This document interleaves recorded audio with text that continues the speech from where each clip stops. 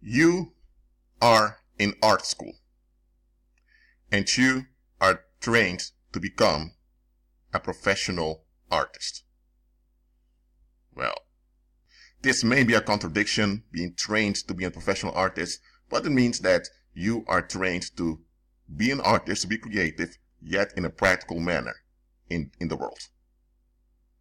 When you arrive at Art Academy, you are treated as a professional artist in the sense that when you have to hand in assignments, they judge you as if you are a professional artist. When you make something, a sculpture or a painting or a piece of music, they are very critical of you. Why? Because they are informing you that later in life, after finishing the academy, you won't have a protected environment. You'll face much criticism and you must be able to stand it all. So they are pretending as if you are a professional artist already. And by pretending, they are shaping you into what they intend you to become. When you enter a sociology class, because you are doing a bachelor's in sociology, they are treating you as a sociologist, even though you don't have the degree in your hand yet. Why? By pretending you are a sociologist, they are creating a context in which you are shaped into a sociologist. You get what I'm saying here? So pretending is necessary for learning. Because if you don't pretend, you can't visualize a context. And our brains are visual. We remember things far better through visuals. If you show someone a picture, they'll remember something far better than when you show them codes. That's why some languages, like the Chinese language, the Japanese language, they use pictures or characters as a form of communication. Even though in Japanese you also use syllable systems and sometimes Western letters, but you get what I'm saying here. So pretending is important. When you're learning a language, they are pretending as if you already understand the language, and that's what motivates you in learning the grammar, and they put you in a context in which your language is relevant onto you. For example, if you are into music and you're learning French, they may begin to talk about French music. Or if you're into rock music, they begin to talk about French rock artists. They make it relevant onto you as if you're already known and familiar with French rock music, and that's how your brain makes association far better and you learn French better. So pretending is part of learning and part of developing. Part of your development. Without pretending, you can't develop. Without pretending, you can't learn. Without pretending, you can't become anything. For example, if you don't have a degree in anything and you're without a job, and you keep confessing your joblessness, you keep confessing you having no degree. If you keep doing that, you're stuck in not having a job, not having a degree, and that's how you're going to be. It may be a fact that you don't have a job and you don't have a degree, but that doesn't mean that you have to embrace it and hold on to it. If you're in a financial difficult situation now, you can admit it, you can admit the fact, but it doesn't mean you have to embrace the fact. But a lot of folks, because something is a fact, they embrace it without looking at the context. For example, that the body expires one day, okay, that's factual. Nobody can deny that. That's why Christ said that we'll be resurrected. So there's no use for debating that. But when it comes to constructed situations, for example, like poverty, or people being upset with you, or people being narcissists, okay, those things are factual, but it doesn't mean you have to embrace it. For example, if someone is a malignant narcissist, you acknowledge it. But by acknowledging it doesn't mean that you embrace it, that you approve of it, that you support it, that you enable it. You acknowledge it, but it's not an inevitable fact like your body will expire one day. It's not an inevitable fact that the sky is blue. Because it's not an inevitable fact. Because the malignant narcissist can change if he repents, but you know that most likely will not repent. That's why you acknowledge the fact, but you will not embrace it. Okay? So, in this case, you're not going to pretend that the malignant narcissist is not a narcissist. No. Pretending applies to development, applies to learning, and applies to shaping your environment. If you have little children, the way you treat them is the way you pretend them to be. If you have a child and you project your conflicts onto the child, you're pretending that the child is a bad human being. And that's how you behave towards the child. So that you are shaping the child to become fearful, and most likely that child will turn into a bad human being later on. But if you treat the child as a potential for the future, as a good potential, then most likely the child will turn out in a far better way. So pretending is quite important in the right context. Remember what I said, in the right context. If you're dealing with dangerous people, you acknowledge the fact, but you're not going to embrace it. So there's no pretending over there. You have pretending, but you also have faking. There's a big difference between pretending and faking. What I said before, pretending has to do with shaping the environment, it has to do with learning, and it has to do with development. Faking is when someone wants an outcome that can't be accounted for, that can't be justified, but they deny facts to fake a scenario in which they can get what they want. That's faking. For example, if someone wants to become a doctor, a medical professional, they enter medical school. They will pretend as if you are already into the medical profession. That's how they shape you into becoming involved in the medical profession. That's pretending. But at the same time, they know that it's pretending to shape you. They will acknowledge it. When you go to the hospital, they will treat you as an intern if you haven't graduated yet. Not as they won't give you the full benefits nor privileges of a graduated medical professional. You get what I'm saying here? So that's pretending. But let's say now you have someone online that claims to be a doctor that can cure certain diseases. Well, he never went to medical school. Now that's faking. Because there is no context in which he intends to become a medical professional. There is no context in which there is a development in him becoming that. He is just using the title of a medical professional, which he's not associated with at all, to get an outcome. That outcome is he wants some money from other people. So he is faking.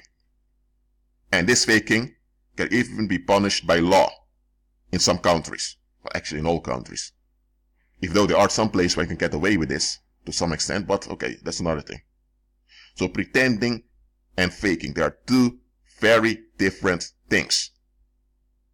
Pretending is part of life. Look, if you have certain situations that are considered bad, for example, you have parents that are losing their minds, you have a kid that's on drugs, or if you have things that are going rough in life, if you give in to those facts, you'll become depressed, and you become cynical, and you will attract demon spirits onto you, and you begin to operate in darkness. But if you decide that, you know what, today is a good day, I'm going to treat everyone in a positive manner, what's going on? You are pretending positivity. Not because you're denying the facts, you acknowledge the facts, but you don't embrace or surrender to the facts. For example, when you enter a place, you say good morning. Now there are people who won't mean it, but it should be that you mean the decree good morning because you long the good for everyone. Once you operate in this positive attitude, you relate in a more relaxed manner towards others, and you build a positive environment in which people can be vulnerable to one another and people can trust one another. But if you enter a place with a cynical attitude, you don't want to deal with people, you're just upset, what happens? You are operating in the negative. And you're also pretending now, you're pretending as if everyone has to agree with your negativity. So if someone treats you positive, you may feel uncomfortable. You only feel uncomfortable because you are in the negative, not the other individual. So now you may even blame this discomfort on the other as if the other is forcing you to be positive. No. You are forcing them to agree with your negativity because you don't want to face things. So in both cases, there is pretending. One pretends to be left alone to be relieved, and the other pretends because they realize you need to face life, you need to deal with stuff. And you can't deal with things by holding on to negative facts. Let me go further. The one that's holding on to the negative and resists positivity, he or she is actually faking. It's pretending when they are in denial in the beginning, but they don't realize what they're doing. But the moment they are aware what they're doing, but they don't want to change their behavior, it becomes faking. Narcissists don't pretend, they fake. Satan does not pretend, he fakes it. So, understand the difference between pretending and faking. If you never pretend anything, you won't get anything, you won't get anywhere in life. You can fake things and scam people, but that will catch up with you later on. And here's the thing. Society is a fear construct in which a fake version of reality, which isn't reality at all, is forced onto you. Through coercion, through punishments, and through violence. And folks are faking as if society is right. That's what they do. So it's not pretending, it's faking. If people acknowledge that society was wrong, and the society is a fear construct, and they realize, okay, a lot of people in this world are not in a good condition, but we can't embrace this bad condition. We need to work towards something better. Once they realize this, they realize that they need to pretend a better world. And because they're pretending it, now they see the issues and now they deal with the issues. So the pretending is not a form of avoidance. Pretending is you are working towards a goal, towards an outcome.